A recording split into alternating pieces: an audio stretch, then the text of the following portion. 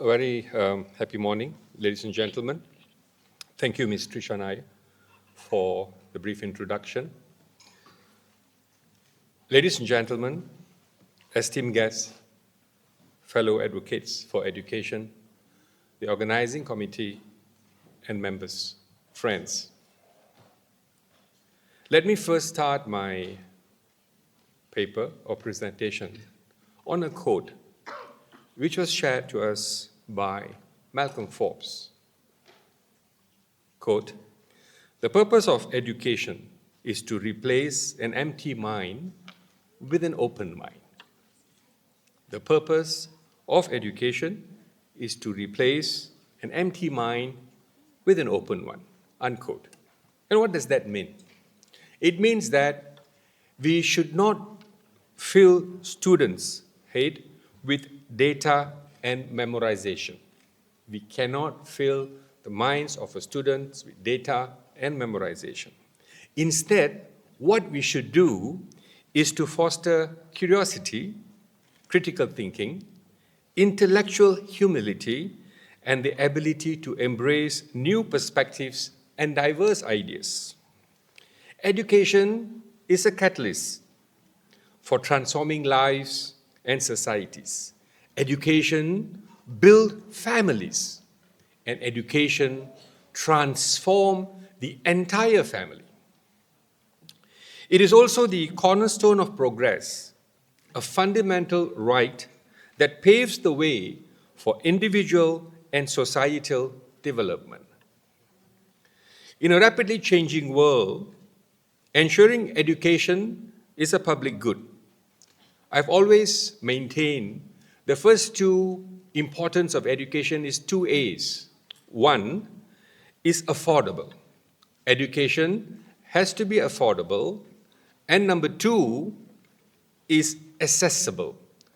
Besides being affordable, education has to be accessible. And of course, with that too, it has also to be equitable and of high quality. Is more critical than ever. I would like to welcome Excellency, the Minister of Education from Bhutan. Thank you, Madam. In Malaysia, initiatives like the Education Blueprint push for inclusivity, targeting marginalized groups like students with disabilities and indigenous communities. For instance, we have introduced programs like the Special Education Integration Program to support students with disabilities, while the Orang Asli Education Transformation Plan addresses gaps in the indigenous communities. Yet, challenges persist. Rural-urban disparities remain, and digital divides have been highlighted during the pandemic. Across ASEAN, we see inspiring examples. Vietnam's efforts to integrate marginalized children into mainstream schools have shown positive outcomes. Cambodia's focus on inclusive education for children with disabilities is commendable. And in Thailand, the Equitable Education Fund has made strides in reducing disparities, providing targeted support to over 1.8 million disadvantaged students. And in Singapore, emphasis on lifelong learning and skills development sets a benchmark for adaptability in a tech-driven area. Did you know in ASEAN alone, over 18 million children are out of school? And this is based on UNESCO's report as of July 2025. And closer to home in Malaysia, Malaysia aims to achieve 20% of TVET enrollment, technical vocational education, enrollment by 20% by 2025 to boost skills development. And bridging gaps is crucial. Around 30% in rural Malaysia lack access to devices and internet, highlighting the digital divide. The pandemic has accelerated the need for digital literacy and inclusive education practices. But rights-based education demands collective action. How do we ensure no child is left behind? How do we bridge gaps in teachers' training, infrastructure, and resources? Collaboration is the key. Enhance digital access, strengthen teacher capabilities, foster partnerships, and promote inclusive policies.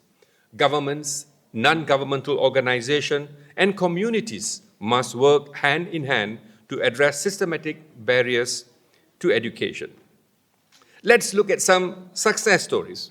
Back in Thailand, as I mentioned just now, the Equitable Education Fund has supported disadvantaged students through scholarships and educational resources. In Malaysia, partnerships between public and private sectors have improved digital infrastructures in schools. These examples show what's possible with targeted efforts. The future demands education systems that are resilient, inclusive, and forward-looking. Let's champion education as a public good, ensuring every learner across ASEAN has the opportunity to thrive, contribute, and shape a brighter future. As we move forward, let us remember that education is a journey, not a destination. It requires continuous effort, commitment, and collective action.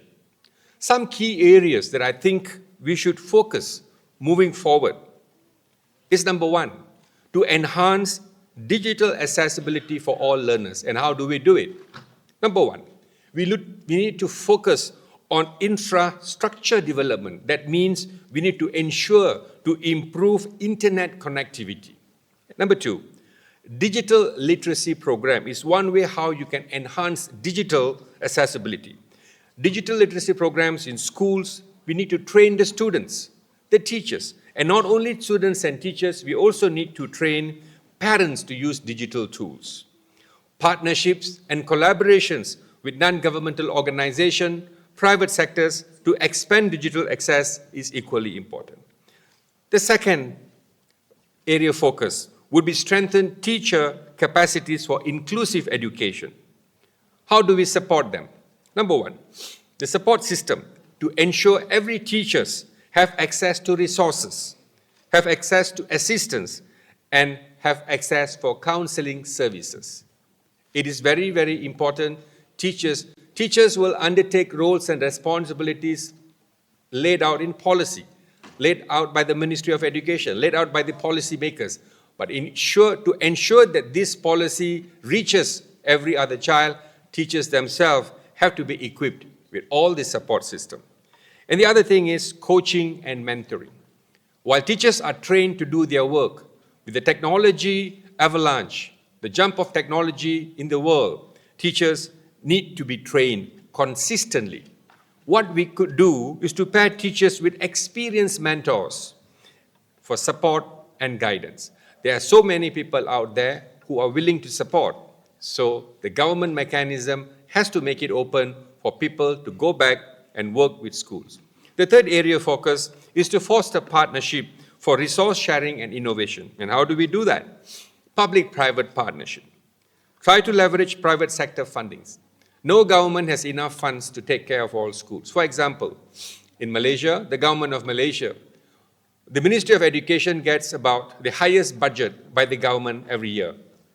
But 75% to 80% of the funds goes for emolument, which means it's paid for teacher salary. So it's never enough to do everything for schools. But with the support of private institutions, government can enhance development projects in schools. And the other thing schools can do to foster partnership is to create international collaborations. Partner with global organizations for expertise, funding, and best practices. There are so many people around the world, organizations around the world, who would like to support education initiatives. So schools need to be linked with internet, have their own website, have their own dashboard, and tell them what they need. The world is waiting to help. The last focus area, ladies and gentlemen, is to promote inclusive policies and practices. And how do we do that? The policy framework. Develop and implement policies that support equity, diversity, and inclusion in education. The second one is to create the stakeholder engagement. When you create policies, you need to engage with everyone, educators, parents, communities, and the most important person in engaging are students. Students in higher education can be brought in, or university students can be brought in to give their opinions and views what they need. Their input will be vital for a successful policy framework. Ladies and gentlemen, I would like to once again thank you very much for inviting me to share my thoughts. I wish the organizing committee a successful conference. May God all bless for you. Together, we can make a difference and create a more equitable, just, and prosperous society for all. Thank you very much.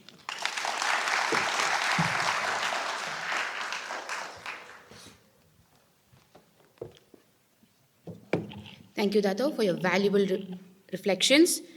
Finland's education model in global recognition for its quality and equity. And Her Excellency's presence here highlights the importance of international collaboration in achieving SDG 4.